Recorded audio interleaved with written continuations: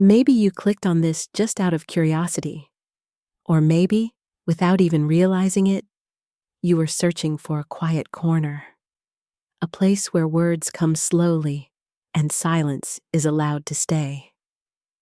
I wrote this story gently, like stitching together memories, grief, and small discoveries, hoping that somewhere along the way, you might recognize a piece of yourself. And if that happens, even for a moment, stay.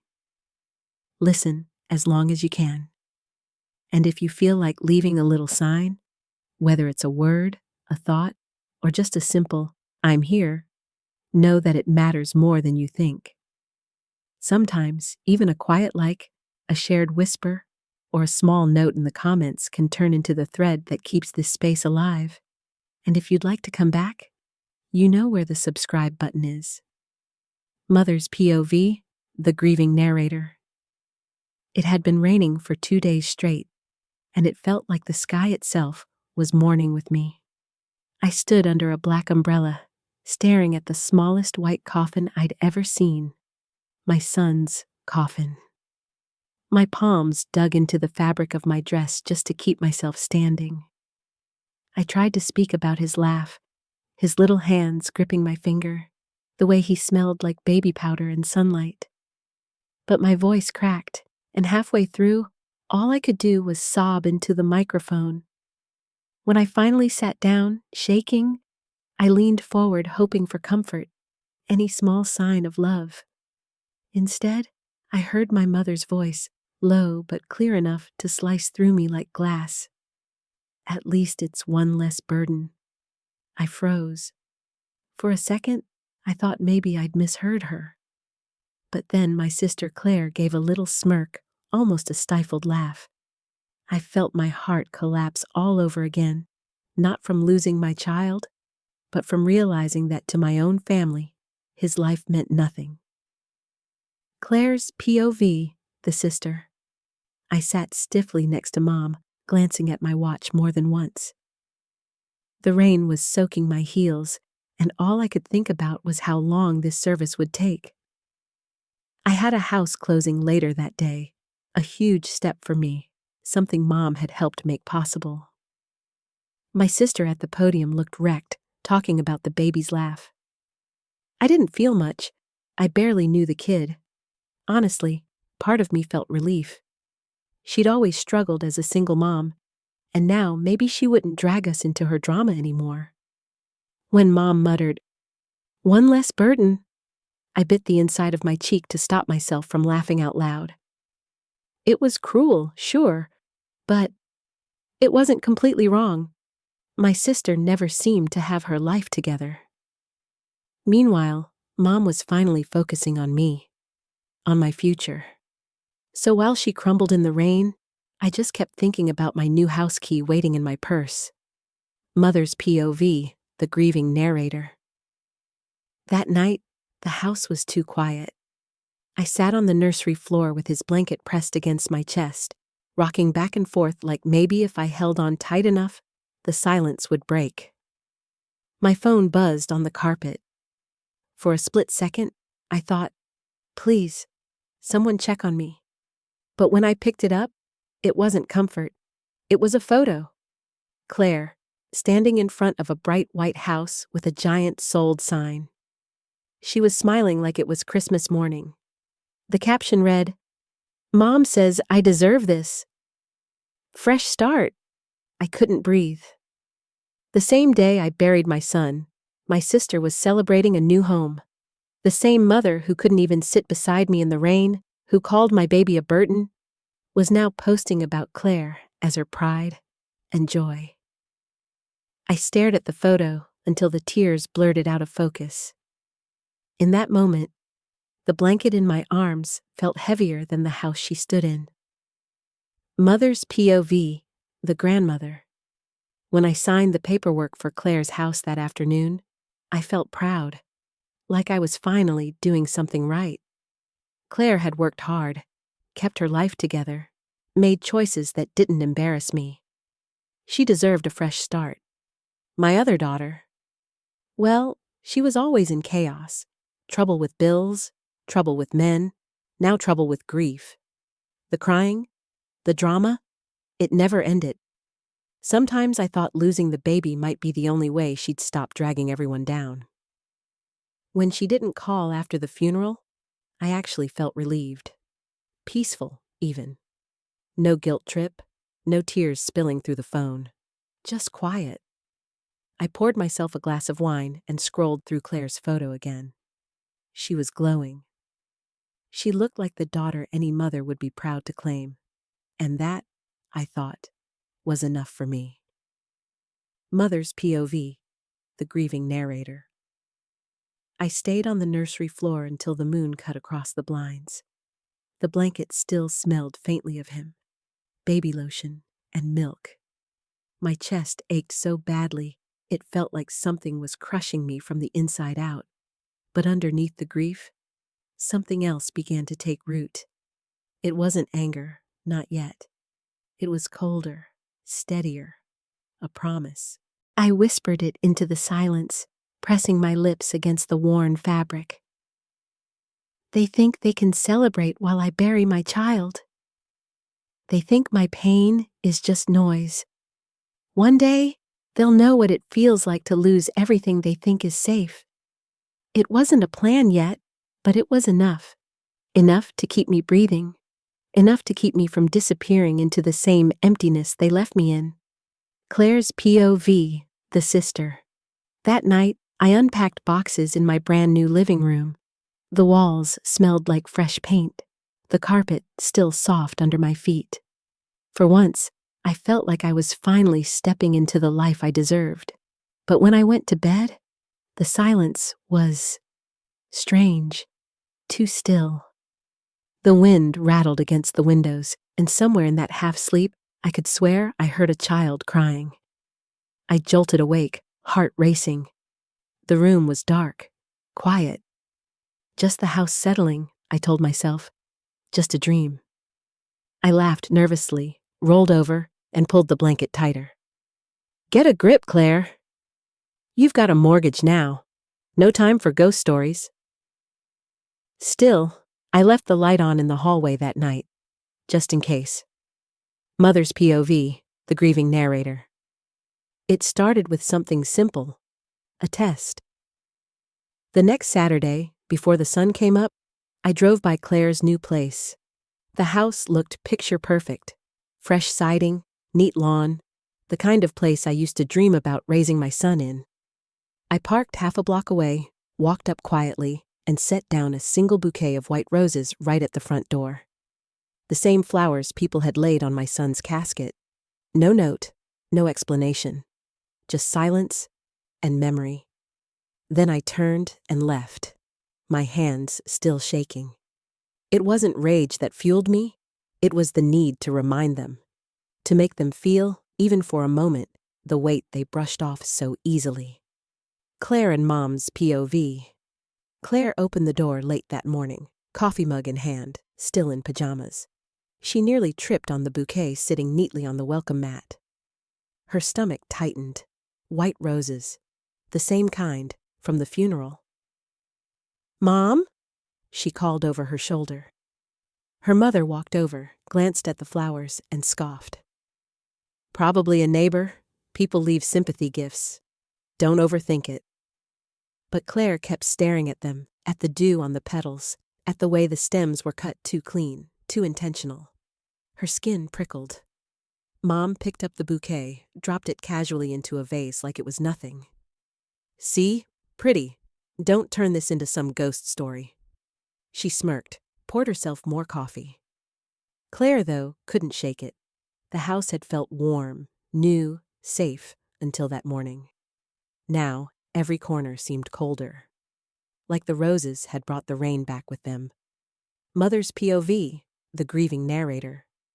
A week later, I drove back. This time, I didn't bring flowers. In my bag was a small, wind-up music box I'd kept hidden for years, the kind that plays a soft lullaby when you turn the key. I placed it carefully on their porch, next to a folded piece of fabric I'd cut from a blanket identical to the one my son used to sleep with. I didn't leave a note. I didn't need to. Anyone who saw it would know what it meant. When I walked away, I didn't look back. I imagined Claire's hands trembling as she opened it, the melody filling the doorway of her perfect house. I imagined my mother's face harden, pretending it was nothing. Pretending, like she always did, that grief could be brushed aside. Claire's POV, the sister. That evening, just before dinner, Claire opened the door to grab a package. Sitting there instead was a little box and a scrap of baby blanket. She hesitated, then picked it up. The fabric was soft, worn, like it had been loved by someone small. Her throat tightened. With shaking fingers, she wound the tiny key on the box. The lullaby spilled out, tinny but haunting, echoing through the quiet hallway. Her mom walked in behind her and groaned. "For God's sake, Claire, it's a prank. Some creep in the neighborhood with too much time." "But," Claire started, holding out the blanket. "Don't be weak," her mom snapped, snatching the fabric and tossing it on the counter like trash. "This is exactly what people want. Get a rise out of you." Claire swallowed hard, but the music kept playing, each note digging under her skin. That night, she left the hallway light on.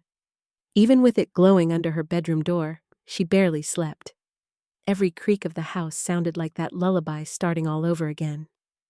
Mother's POV, the grieving narrator. The flowers and the music box weren't enough. They could still dismiss those as coincidence, as some neighborhood prank. So, I made it plain. I bought thick black envelopes, no return address. Inside, I placed short handwritten notes. Just a few lines in bold ink. One less burden. Comfort built on a grave. I wanted them to read my mother's own words, to see them on paper, to feel them echo, to know they couldn't escape what they'd said. Every letter was a mirror, forcing them to look at the cruelty they'd tried to bury under fresh paint and new furniture. Grandmother's POV, the mother. The first time I opened one, my hands shook. I told myself it was just junk mail, but the words stopped me cold. One less burden. I froze in the kitchen, envelope crumpling in my grip. For a second, I actually looked around the room, half expecting someone to be standing there whispering it, because I remembered saying it at the funeral. Rain dripping from my umbrella, my daughter's face pale with grief, and me leaning over to Claire and muttering those words like they were nothing. Now they were staring back at me in black ink. I could hear it again, my own voice, sharp and casual, like it belonged to someone else. Except it didn't. It was mine. I shoved the letter into the trash, told Claire not to worry, but my fingers wouldn't stop trembling. That night, I paced the living room, blinds drawn, jumping every time headlights passed across the wall. For the first time, I wondered if maybe the house wasn't the prize I thought it was. Maybe it was a stage, and I was the one under the spotlight. Mother's POV, the grieving narrator. The house wasn't just theirs. It stood in a neighborhood where people talked, where stories spread faster than wildfire. All it took was a few casual conversations at the grocery store, at the cafe, at the park. I never lied. I just asked questions with the right tone. "You know about the funeral, right? Same week that house sold?" Strange timing, don't you think? To celebrate while a baby was being buried. I didn't need to say more. People filled in the blanks on their own. And soon the whispers grew. The house was unlucky, haunted by a child who was never loved. I watched from a distance as neighbors stopped lingering on their porch, as invitations never came. I didn't raise my voice. I didn't need to. Their perfect house was turning into a cage, built not just on betrayal, but on reputation rotting from the outside in. Claire's POV, the sister. At first, Claire didn't notice. She was too busy decorating, posting pictures, inviting people over. But the signs piled up quickly. The couple next door stopped waving. The woman across the street who used to chat about gardening now pulled her kids inside when Claire walked past. She tried to host a little housewarming, invited coworkers, a few friends. Everyone had an excuse. Busy weekend. Rain check. Not feeling great. By the third polite decline, she felt the knot in her stomach. Something was off. One night, she overheard two neighbors whispering near their driveway. She couldn't catch everything, but she heard the words funeral and baby. And suddenly, she knew. They were talking about her. About the house. Her dream home, the thing she thought would prove she'd made it, now felt smaller by the day. The walls seemed closer, the rooms colder. It wasn't a fresh start anymore. It was a trap. A place she couldn't escape, because no one wanted to step inside. Mother's POV, the grieving narrator. The first anniversary of his death came with the same heavy rain as the funeral. I lit a candle in his room, still untouched, still waiting. I sat on the floor with his blanket in my lap, whispering his name into the silence. Grief hadn't faded, it had just changed shape. It was no longer the kind that broke me in half. It was sharper, steadier. It kept me upright. I remembered the photo of Claire with her sold sign, my mother's words at the graveside, and I reminded myself, this isn't over. My son's memory deserved more than to be dismissed as a burden. So I kept my promise. They would never know peace in that house. Not while I was still breathing. Grandmother and Claire's POV. By then, the house didn't feel new anymore. The curtains stayed drawn, the locks double-checked. They barely opened the windows, afraid of what might be outside.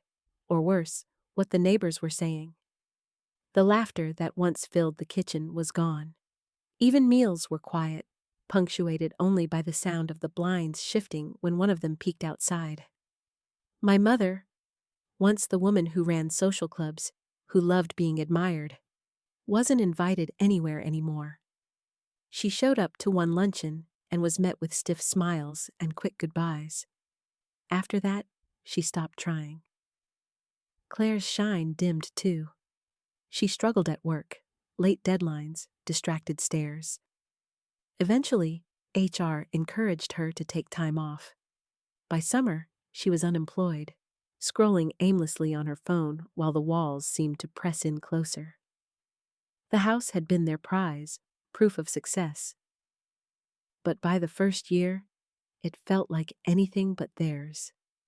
Every creak in the floorboards, every passing car, every shadow on the porch, it all whispered the same thing.